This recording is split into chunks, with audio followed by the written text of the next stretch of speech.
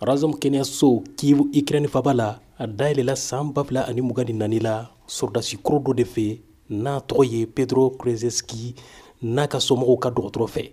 Pedro Krzeski tun bɛ Ukraine kɛlɛbolo la san 2015 la. A bananen tuma min a tun bɛ furakɛli la, o waati kelen de la a y'i miiri ka nin clinique bila sen kan. Sisan Ukraine sɔrɔdasi kɔrɔw n'u hakɛ bɛ taa fo 5 millions la, u caman bɛna o furakɛ a kɔnɔ. Pedro Krzeski y'a jira fana ko dɔgɔtɔrɔso in ye jamana sini ɲɛsigi dɔ ye.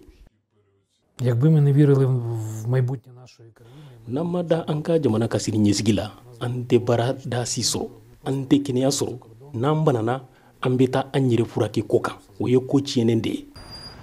Krzeski ka nin kuma in ye mɔgɔ caman wasa ani k'u jigi fa Ukraine. Nka ko sa in na yɛlɛma minnu donna politiki taabolo la Ukraine ani États-Unis ye kuma minnu fɔ, u ye mɔgɔ caman lasira jamana sini ɲɛsigi la, bawo an bɛ kɛlɛ in san 4 de la u ni Russie cɛ. Ukraine jamanadenw ka sira in kun ɲɛ de Amérique kana ka dɛmɛ lajɔ Russie kɛlɛ in na n'o bɛ se k'u fanga dɔgɔya. Maria Mezenseva ye Ukraine jamanakuntigi Volodymyr Zelensky masuruɲamɔgɔ dɔ ye ani wasaden dɔ fana. We still expect just peace. Anw kɔni bɛ hɛrɛ de nɔfɛ, kuma ɲɔgɔnyaw ka kɛ tilennenya kɔnɔ, kuma kana fɔ Ukraine ko a bɛ ka fɔ a ɲɛna. Tiɲɛ don kow bɛna gɛlɛya, nka fasodenw bɛnnen don, hali n'an dɛsɛlen don dɔɔni. A bɛ se ka kɛ o ye sababu ye laɲiniw bɛ sabati.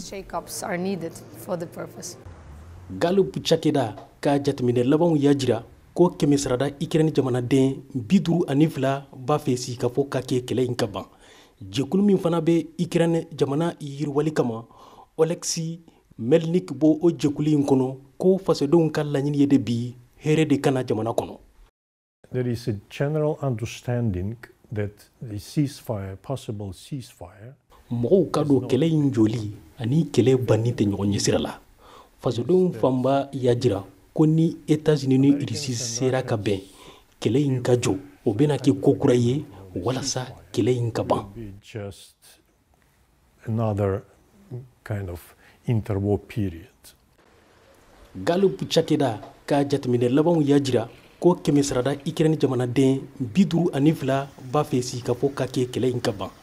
Jɛkulu min fana bɛ Ukraine jamana yiriwali kama, Oleksiy Melnik bɔ o jɛkulu in kɔnɔ ko fasodenw ka laɲini ye de bi hɛrɛ de kana jamana kɔnɔ. До процесу початку перемовин ставлюсь позитивно, але дуже важко про це говорити. Ne b'a fɛ sigikafɔ ka kɛ, nka a man kan ka kɛ i n'a fɔ an b'a mɛn cogo min.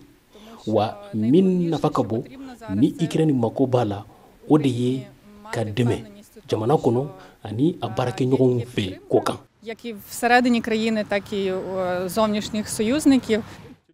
Sibilu minnu sara kɛlɛ in na Ukraine kɛmɛ sarada o hakɛ ye 16 de san 3 minnu tɛmɛna. Mɔgɔ 1,600 bɔnɛna u nin na pankurunw ka mugufiliw kosɔn ka ɲɛsin sibiliw ma baɲumankɛtɔn min tɔgɔ ACLED ka fɔ la n'a bɛ kɔlɔsiliw kɛ fagaliw kan kɛlɛ senfɛ n'a daga bɛ États-Unis. O kama Kyiv Ukraine faba la mɔgɔw caman jigi b'a kan sigikafɔ min ka kuma bɛ sen na a bɛna kɛ sababu ye kɛlɛ in bɛ ban. Nka caman fana k'u tɛ sɔn k'u ka hakɛw bila Russie n'a ka jamanakuntigi Vladimir Putin kama. San 3 kɔfɛ Russie ka binkani wale in na ka ɲɛsin Ukraine jamana ma, an bɛ waati min gɛlɛyaba de bɛ Ukraine kɛlɛbolo kan, bawo dugukolo caman minɛna u la jamana tilebiyanfan na. O la Ukraine jamanadenw caman t'a fɛ u ka dugukolo ka tila u la. O kama u jigi bɛ États-Unis kan walasa u ka jamana ka to u bolo kan.